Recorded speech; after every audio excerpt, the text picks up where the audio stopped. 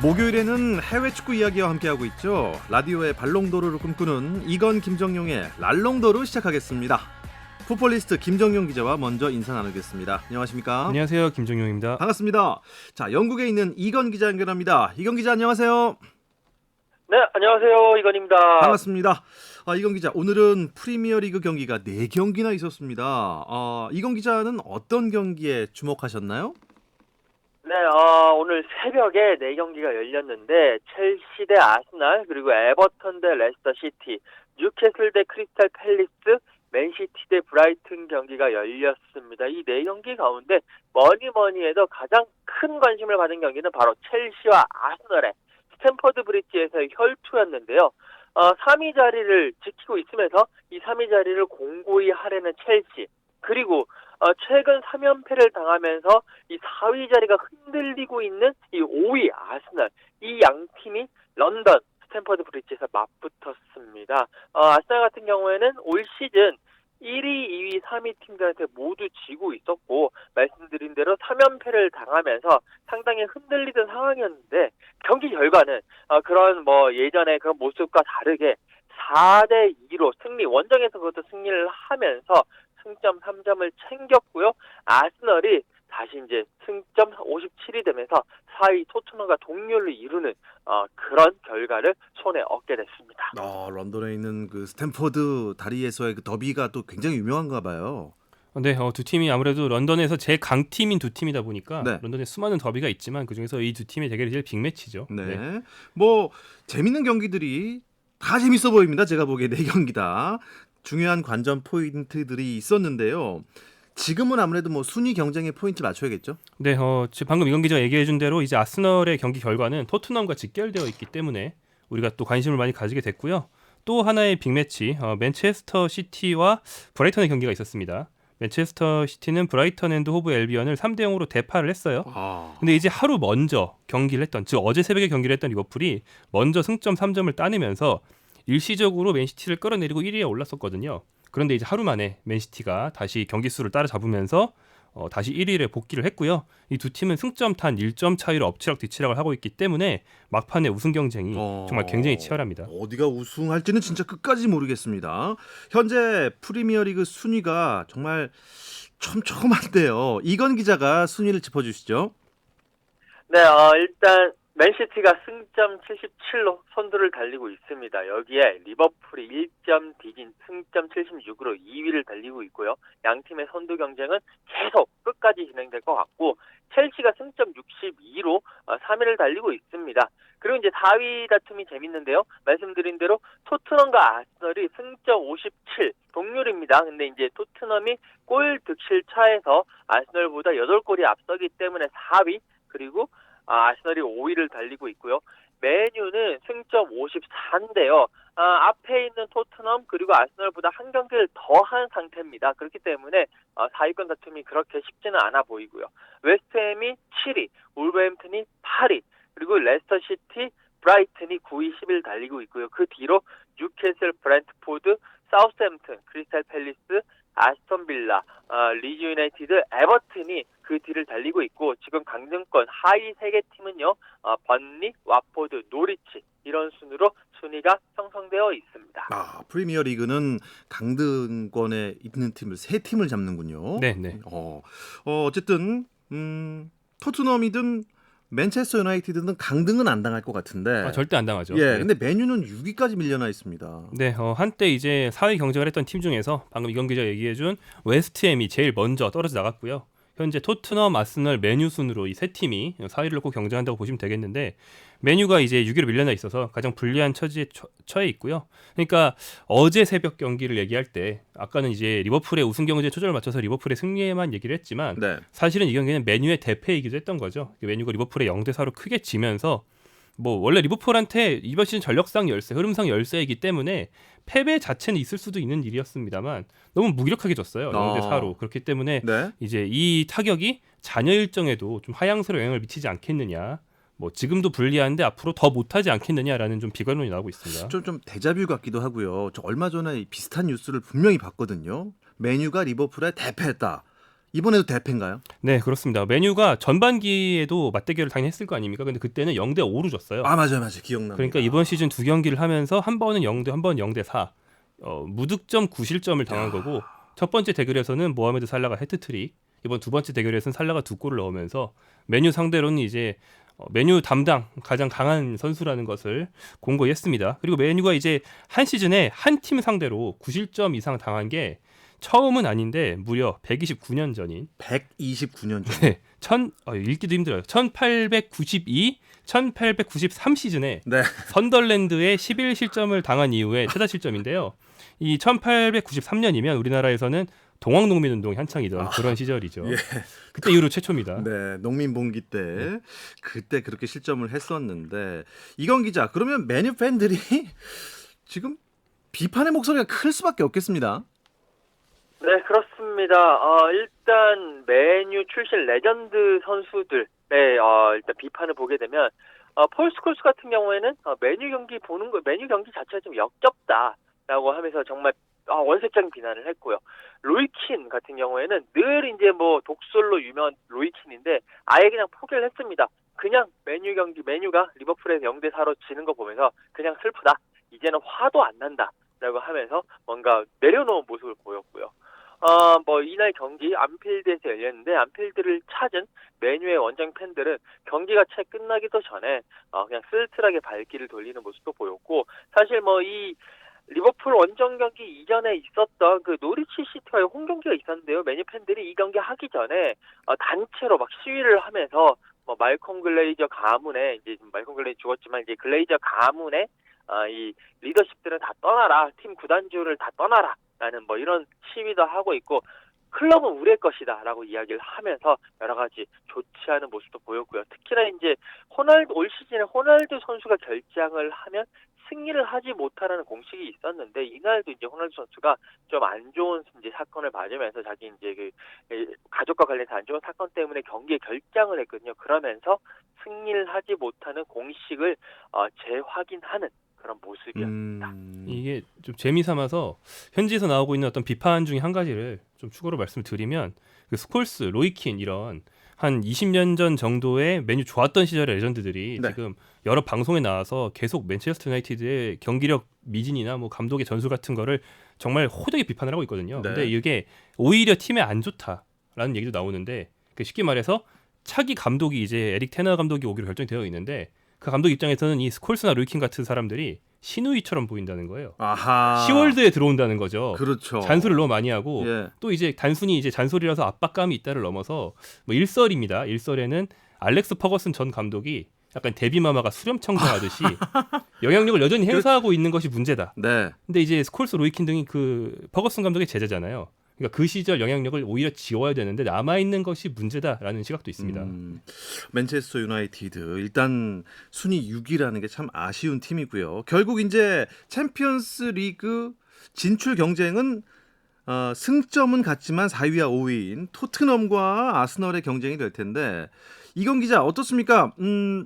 토트넘과 아스널이 만나지 않습니까? 다음 달 13일인가요? 여기서 이제 운명이 갈릴 가능성이 높아지겠네요.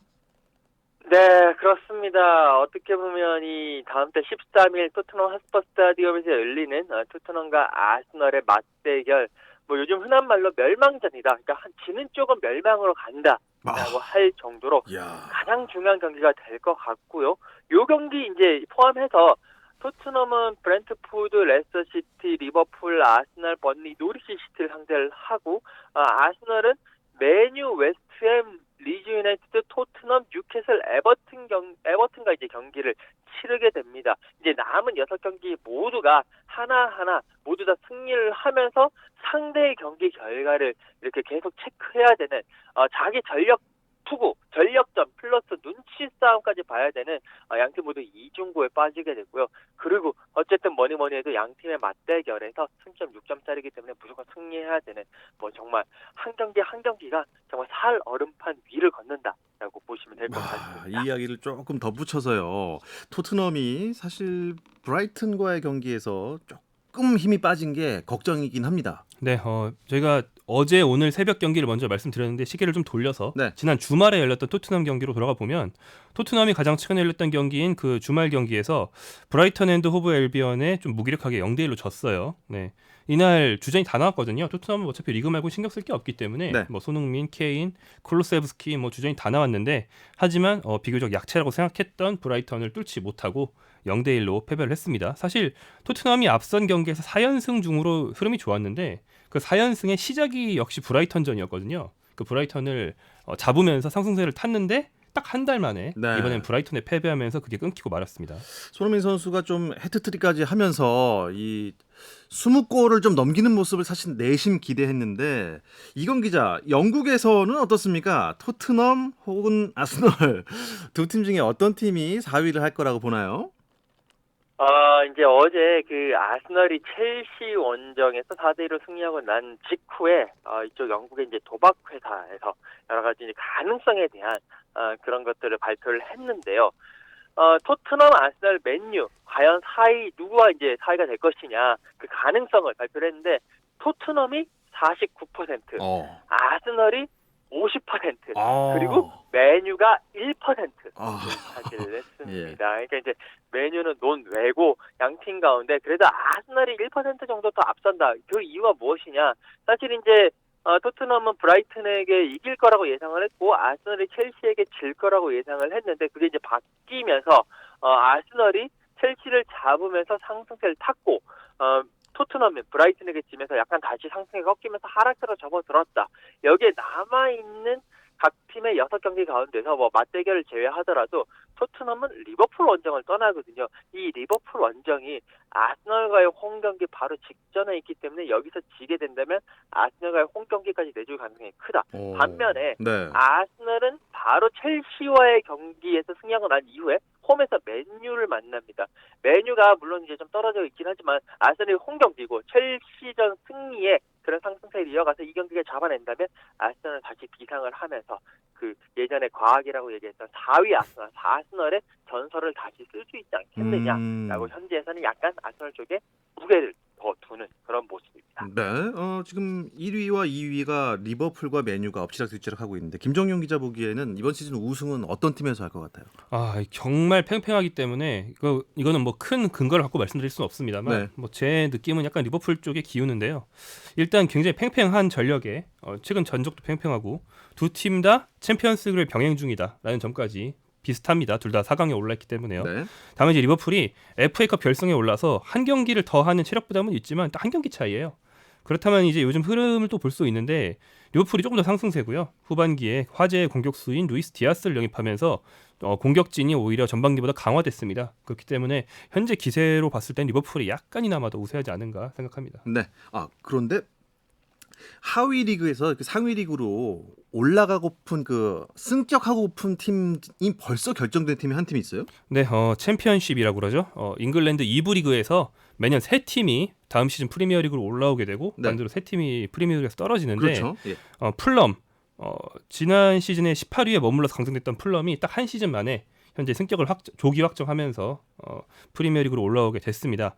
풀럼 하면 과거 그 설기현 선수가 뛰기도 했고요. 맞네요. 네, 그리고 2000년대 초반에 프리미어리그 원조 중동인수 클럽으로 상당히 친숙한 팀인데 2014년에 잘 나가다가 2014년에 강등된 뒤에 승격과 강등을 여러 번 반복하고 있거든요. 이번에도 내려간 뒤에 한 시즌 만에 올라오게 됐고요. 또 풀럼은 승격 시에 한국 대표 미드필더 손준호 선수를 영입한다는 루머가 한번 있었기 때문에 만약에 승격했을 때 한국 선수를 얼마나 노릴지도 약간은 기대를 모으는 팀입니다. 그렇군요. 그러면 또 이제 2부 리그로 강등되는 1부 리그 팀들도 분명히 3팀이 있을 텐데 어떤 팀이 떨어질지 우리 팀은 아니겠지 하겠습니다.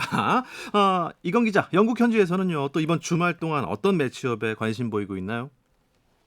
네, 이번 주말 뭐 여러 매치업이 있지만 최고의 카드는 단연 아스널 대 맨유의 맞대결입니다. 아스널이 5위고요. 맨유가 6위이기 때문에 양팀 모두 사력을 다할 수밖에 없고 4위 다툼을 위해서 사력을 다할 수밖에 없는 그런 벼랑 끝 맞대결이고요. 그리고 이제 이 경기를 제외하고 또 여러 경기들 중에서 결국 리버풀 대 에버튼, 이 리버풀을 연고로 하는 게 머지사이드 주죠. 그곳을 연고로 하는 양 팀이 리버풀의 안필드에서 머지사이드 더비를 펼칩니다. 리버풀은 지금 뭐 맨시티보다 1점 이제 뒤진 2위를 달리고 있기 때문에 우승의 길목이고요. 에버튼이 지금 17위거든요.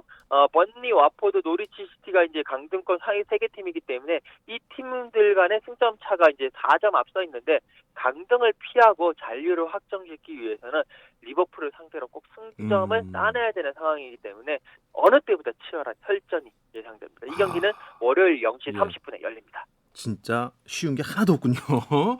자, 다른 유럽 리그와 또 우리나라 유럽파 소식들도 궁금한데요. 잠시 쉬었다 와서 자세하게 나누겠습니다. 당신의 팀이 가장 빛나는 순간 스포츠 박태원 아나운서와 함께합니다. 해외 축구 이야기를 나누고 있는 라디오의 발롱도르, 이건 김정용의 랄롱도르 듣고 계십니다. 풋볼리스트 김정용 기자, 영국의 이건 축구 전문 기자와 함께하고 있습니다. 김정용 기자, 우리 그 정우영 선수가 2명 있지 않습니까? 네. 예, 분데스리가, 독일 분데스리가에서 뛰고 있는 정우영 선수가 오랜만에 좋은 소식 전했네요. 네, 2명의 그 고대표 정우영 중에서 유럽파 정우영, 어린 정우영, 또 공격수 정우영이 있는데 이 선수가 독일 프라이부르크 소속이죠. 이 선수가 소속된 이 프라이부르크가 DFB 포칼, 즉 독일 컵 대회에서 네. 결승에 올랐어요. 네, 준결승에서 전통의 명문이긴 하지만 현재 2부로 떨어져 있는 함부르크를 상대했는데 3대1로 승리를 거두면서 결승에 올랐고요. 상대팀은 황희찬 선수의 전 소속팀으로 우리한테 친숙한 RB 라이프찌히입니다. 이 두 팀이 우승을 놓고 다투게 됩니다. 근데 저는 사실 포칼컵이라고 그래서 조금 친숙하지가 않더라고요. 이건 기자, 이게 그러니까 그 나라 축구협회가 주관하는 FA컵을 포칼컵이라고 부르는 거 맞나요? 그러니까 이제 이게 우리나라에서 이렇게 이제 그렇게 부르는데 이게 원래 명칭은 DFB 포칼입니다. 그러니까 DFB가 도이치 풋살 분데스라고 해가지고 저 20년 전에 독일어를 제2 외국어를 했기 때문에 약간의 기억이 나고 있는데 예. DFB가 이제 독일 축구 협회고요, 뭐 독일 축구 연맹이다 뭐 이렇게 할 수가 있고 포칼이 컵이라는 뜻입니다. 그러니까 이거는 이제 영어로 하게 되면 결국에 그러니까 저먼 풋볼 어소시에이션 컵이라는 거죠. 그러니까 FA 컵인데 아무래도 지금은 독일어를 제2외국어로 안 하고 있기 때문에 포칼의 의미도 잘 모르고 그러니까 그냥 우리나라에서는 줄여서 편하게 포칼컵이다, 컵대회다 라고 이야기를 하고요. 쉽게 말해서 독일 FA컵이라고 보시면 됩니다. 포칼이 컵이었군요. 네. 예, 좀 완전 지금 뭐 초가집, 역전압 이렇게 얘기하고 있었던 것 같습니다. 자, 프라이부르크 결승을 어떤 팀과 치르게 되나요? 네, 말씀드린 라이프찌히라는 팀과 같게 되는데요. 이 라이프찌히라는 팀은 지난 시즌에도 결승에 올랐었어요. 지난 시즌에 황희찬 선수 소속으로 이 팀의 사상 최초 우승을 노렸었는데 도르트문트 1대4로 패배하면서 팀과 함께 황희찬 선수도 유럽에서의 첫 굵직한 컵 대회 우승이 저절된 바가 있습니다. 이번 시즌 2번째로 도전하게 되고요.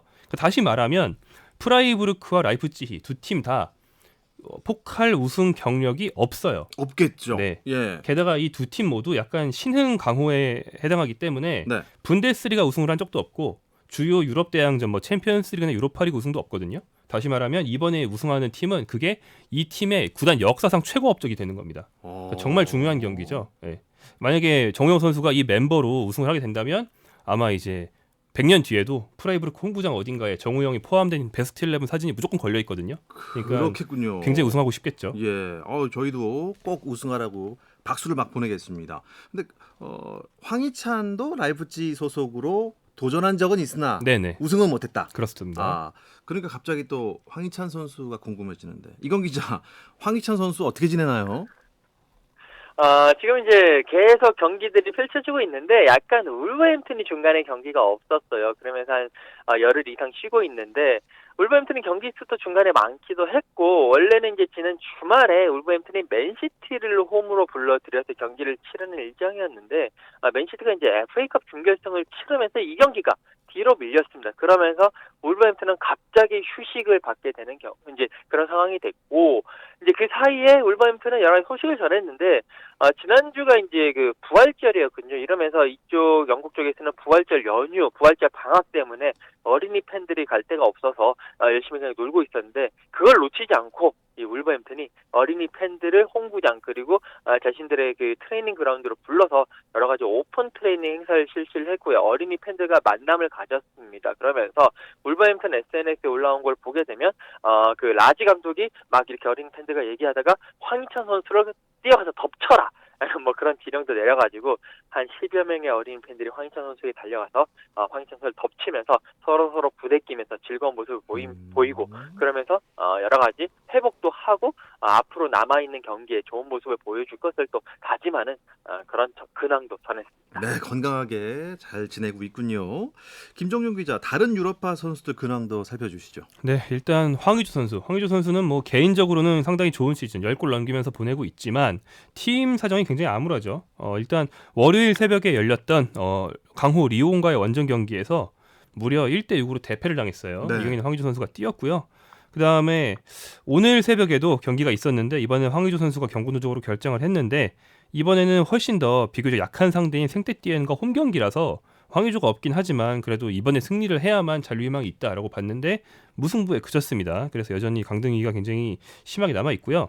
다음 이강인 선수는 가장 최근 경기에서 자책골을 넣었는데 하비에르 아게레 감독이 뭐 좀 옹호하는 발언을 하면서 앞으로 주전 경쟁에는 뭐 큰 위기는 없을 것으로 기대가 되고 있습니다만 이 마요르카티라는 팀의 감독이 하비에르 아기레 즉 멕시코 대표팀과 일본 대표팀을 지도한 것으로 굉장히 유명한 노장 지도자가 왔어요. 아비레 감독이 와서 굉장히 팀을 수비적으로 바꾸면서 이강인 선수 입지가 조금 줄어들긴 했는데 그 뒤에 이강인 선수에게 한 번은 선발 출장 기회를 주는 등의 테스트를 하고 있기 때문에 이강인 선수가 이겨낸다면 좀 공격진의 자리의 개수는 줄어들었지만 네. 충분히 선발로 뛸 수 있을 것 같습니다. 사실 이강인 선수가 발렌시아랑은 뭔가 조금 합이 맞지 않았다. 마요르카에 둥지를 틀었을 때 여기가 바로 이강인의 곳이구나 했는데 이건 기자 예상만큼 그렇게 또 만족스럽지는 않은 것 같습니다. 어떻습니까? 네, 뭐 올여름에 마요르카 이적을 하면서 기대가 컸습니다. 초반에는 상당히 뭐 주전으로도 나서고 좋은 모습 보였는데 조금 이제 그 이후에 적응 문제도 있고 특히 이제 코로나19 뭐 공식적으로 구단에 발표하지는 않았지만 코로나19에 걸린 것으로 보이면서 그런 변수 때문에 들쭉날쭉한 막 시즌을 좀 보냈어요. 여기 이제 루이스 가르시아 감독, 플라지 감독 대신에 이제 아기레 감독까지 들어오면서 여러 가지 이제 적응을 하고 있는데 일단은 뭐 아기레 감독 입장에서도 이강인 선수의 뭐 그런 선발 출전보다도 팀의 이제 잔류를 지금 이제 뭐 계속 이끌어야 되는 상황이기 때문에 거기에 맞춘 그런 여러 가지 선수 선발, 선수 뭐 운영을 할 거고요. 일단 잔류에 확정된다면 다시 한 번 더 이제 감독도 바뀐 만큼 다음 시즌에는 모든 선수를 제로 베이스에 놓고 다 기용을 할 것이기 때문에 이강인 선수 그래도 경기력과 여러 가지 물론 이제 장점이 많은 선수거든요. 그렇기 네. 때문에 한번 이번만 잔류만 하면 괜찮아질 것 같습니다. 네. 자, 김정용 기자가 끝으로 우리나라 유럽파들의 주말 일정 그리고 유럽 축구 주요 매치업 일정들 정리해 주시죠. 네, 유로파 선수들이 이번 주말에도 중요한 경기를 많이 갔는데요. 토요일 저녁에는 10시 30분에 정우영의 프라이부르크가 메넨글라드바흐를 상대합니다. 프라이부르크는 현재 독일에서 4위 경쟁을 굉장히 치열하게 하고 있어요. 여기서 4위에 오른다면 다음 시즌에 손흥민, 정우영 두 명을 챔피언스리그에서 동시에 볼 수 있는 확률이 상당히 높아지는 거기 때문에 예. 정우영 선수의 행보 주목해 볼 만하고요. 그리고 일요일 새벽으로 넘어가서 1시 30분에 손흥민 선수의 토트넘이 브랜퍼드와 경기를 하는데 브랜퍼드는 그 굉장히 정이 많이 든 에릭슨 선수가 있는 팀입니다. 네. 그래서 이제 치열한 경기인 동시에 반공경이 될 것 같고 그리고 이제 일요일 밤에는 10시에 황희찬 선수가 뛸 수도 있는 울버햄튼과 벌리의 경기가 있고요. 황의조 선수가 있는 보르도와 낭뜨의 경기도 동시에 열립니다. 네, 이 이야기를 끝으로 이번 주 알롱도는 여기서 마무리하겠습니다. 이건 축구 전문 기자 고맙습니다. 네, 감사합니다. 네, 풋볼리스트 김정용 기자 오늘 수고하셨습니다. 고맙습니다.